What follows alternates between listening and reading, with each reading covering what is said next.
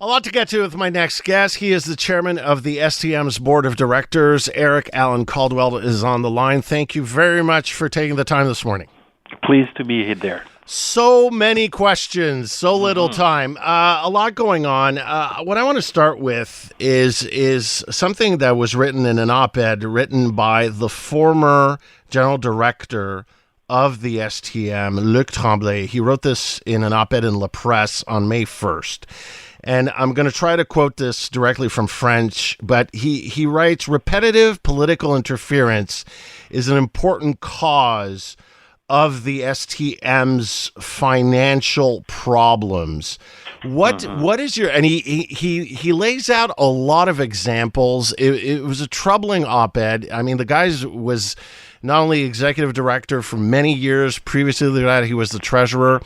One of the major problems when you see the battles of the provincial government, the city, everything that's going on, a lot of people are concerned of where the STM is heading, but there seems to be a very fundamental problem about the way the STM is managed right now. There's a lot of questions regarding its management. So what is your response when you see a former head of the STM, an operations guy, saying, the biggest problem is political interference? Well, first of all, the STM is parapublic. It's publicly funded. 70% of our spending is public funding. So we have to explain what we're doing. We have to convince on the municipal and provincial and federal level that we need more funding, that it's a good investment. So we have to, on doit rendre des comptes. Là. We have to be accountable. Yeah. Be accountable. So for one sure thing, we're a public society, and we have to be accountable, and we have to convince that funding, that we make a good use of public funding. That being said, after that, it's good planification.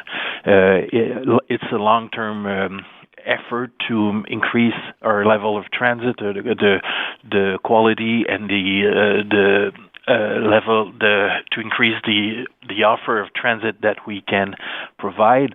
And if we make back and forth on different decisions, we're not efficient in long-term planning. But one sure thing, as a chairman of the board for a public society, I want to be accountable, and I realize that I have to convince all levels of government that we're making a good use of our money, and that's why I'm there, and I will continue to do it. So on that level, we need to work with a different level of government, and that's what I am doing. On another level, we need a good planning, long-term planning, to make sure that that money is effectively well spent and there is no back and forth on different projects. Well, you've been chairman of the board since 2021. You've been elected official for Projet Montréal for over 10 years, representing the borough of Hochelaga-Maisonneuve. Éric Allen Caldwell, I need to understand, when you talk about better planification, I mean, one example that comes to mind is that Bellechasse maintenance installation that was budgeted for $250 million. Now we're over $500 million. We're not even sure we'll be able to, we're beyond opening on time. There have been a lot of issues about the planning of that project. It's become sort of a symbol of the poor planning at the STM. How do you reconcile the fact that you're saying, oh, I've been there for 2021, we have to do better planning, but you have these examples that for the public are difficult to understand? Well, the Bellechasse project was on the work table for a few years before it was before the STM started to build it. There was a few issues with that project. Let's be clear, the cost will be higher than what was planned, and there's a few lesson learned from the Bellechasse project that we're applying to our new projects.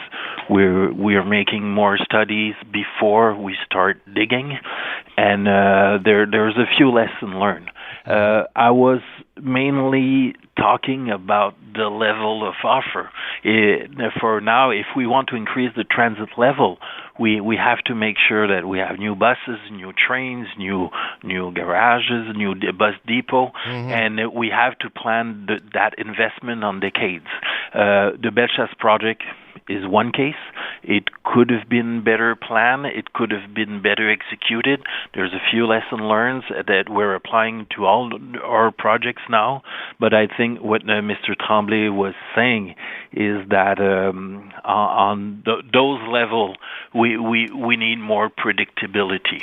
So moving on to the modification and in certain cases just the abolition of certain bus routes.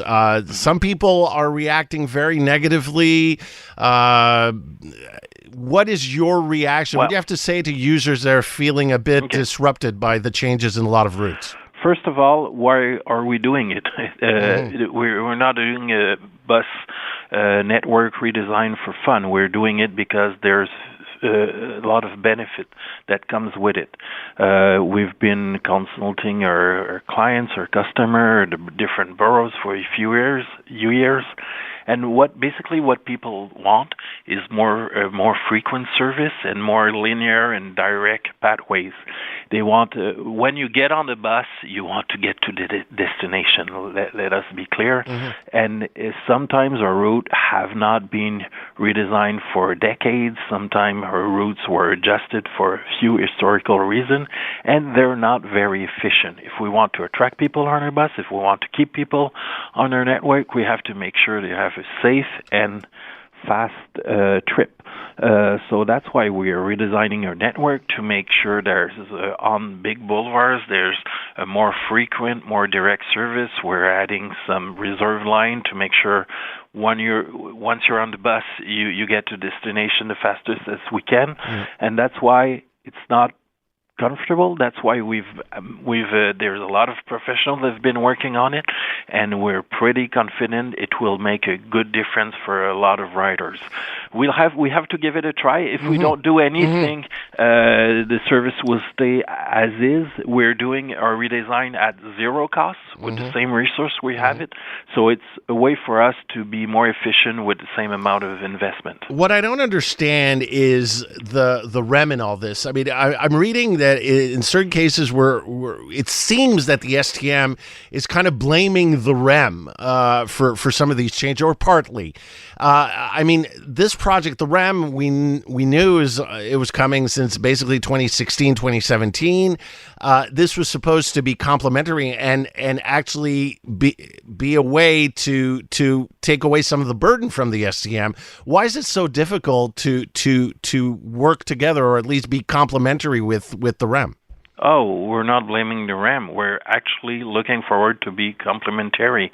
And when a part of the trip, it will be more efficient once you hop on the REM instead of staying on a bus, that's what we will offer our riders. That's why we're redesigning our bus route to make sure that the access to the metro network and they will access to the REM network. And a lot of that redesign is to bringing more people to our major transit infrastructure, and that is the metro and that is the REM. And for the whole West Island, it will make a great difference because the REM is a great service. It's a metro level service. So you, instead of being on a long bus route, you'll be on a short bus route, and you'll be able to get to the REM.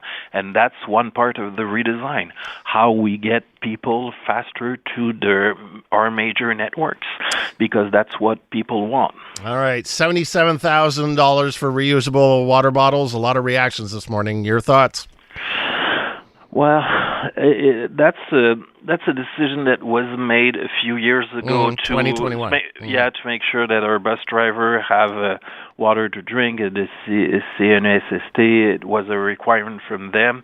I don't want to revisit that decision, but what I can assure you is every spending that we're making those year with all our budget restriction, we make sure that we try to make the best decision.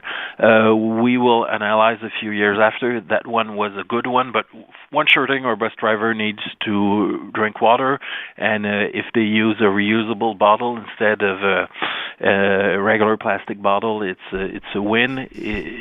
So we're analyzing what was the effect of that purchase. It was made for the good reason. Is it giving the result? We're looking onto it. All right, that's all the time I have. Really appreciate your time this morning. Thank you. Thank you very much. Éric Caldwell, chairman of the STM's board of directors.